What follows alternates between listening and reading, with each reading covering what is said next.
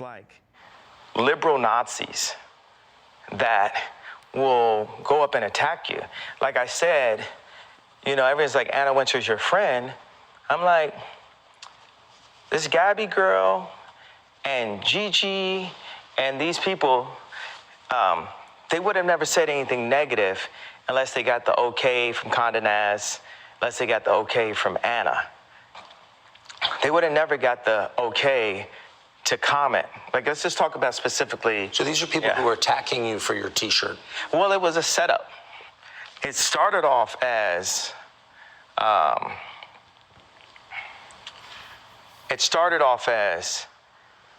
them having this black girl comment and say, well, I felt traumatized when I saw this T-shirt. It's like this, a black girl saying, I felt traumatized when I saw a black man wearing something that he wasn't allowed to wear. It's like in Django when Jamie Foxx is on top of a horse and Samuel L. Jackson's like, you know, that black guy's not supposed to be on top of the horse.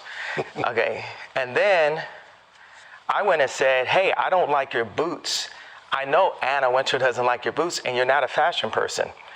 And then people started to say I was a bully, but it was a setup. And they finally got it, right? Because I eliminated the BLM officer at Adidas. And then I got out of the Gap deal. And just one by one, I've been winning these battles, right? And they thought they had me.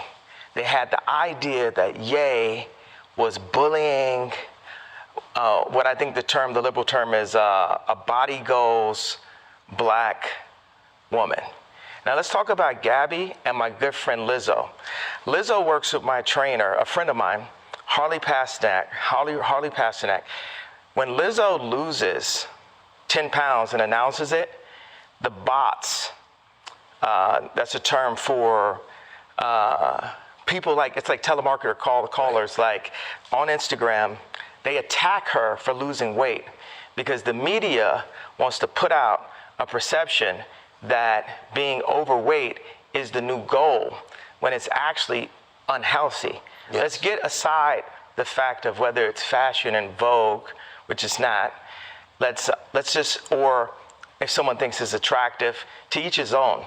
It's actually clinically unhealthy. And for people to promote that, it's demonic. You know, can I ask? Yeah. I've noticed this also. Yeah. Why do you think they would want to promote unhealthiness among the population? It's a genocide of the black race. They want to kill us in any way they can.